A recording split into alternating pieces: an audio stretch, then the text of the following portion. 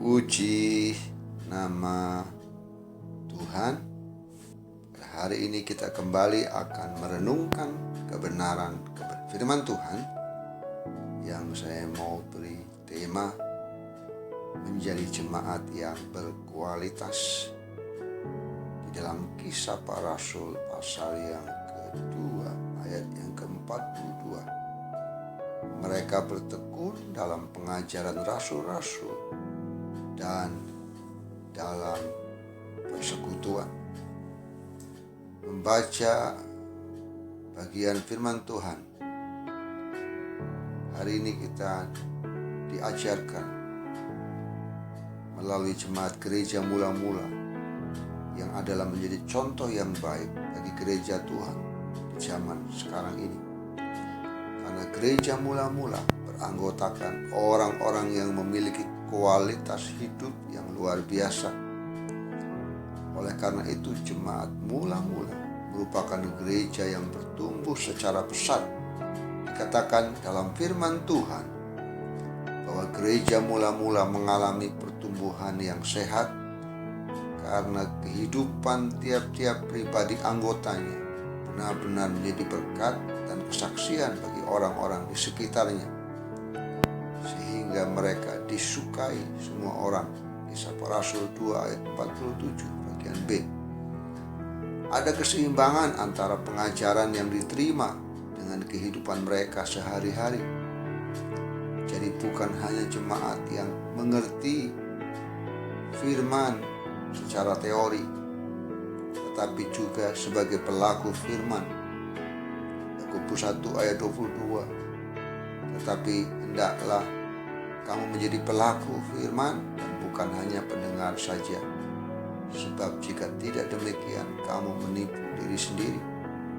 Saat ini banyak gereja yang secara kuantitas memiliki anggota jemaat yang jumlahnya cukup banyak. Namun apakah mereka memiliki kualitas hidup seperti jemaat mula-mula yang mampu menjadi berkat bagi semua orang?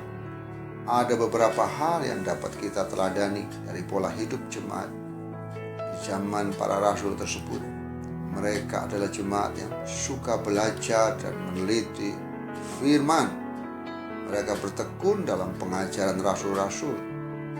Bertekun berarti mau belajar dan menerima ajaran firman yang disampaikan para rasul dengan penuh kesetiaan, penuh konsisten, tidak malas atau angin-anginan. Adapun yang diajarkan para hambanya adalah tentang Yesus Kristus dan keselamatan di dalam Yesus. Dan itu diajarkan bukan dengan kekuatan dan kepintaran, melainkan dengan bimbingan Roh Kudus. Ketekunan dan kesetiaan mereka dalam mempelajari firman membuat iman mereka semakin teguh dan kehidupan mereka semakin diubahkan. Mereka tidak marah atau tersinggung bila ditegur oleh firman dengan keras. Justru mereka menerima dengan rendah hati dan segera bertobat. Apakah jika kita ditegur firman dengan keras, kita marah dan tersinggung? Bukankah kebanyakan dari kita lebih suka khotbah yang menyenangkan dan lucu?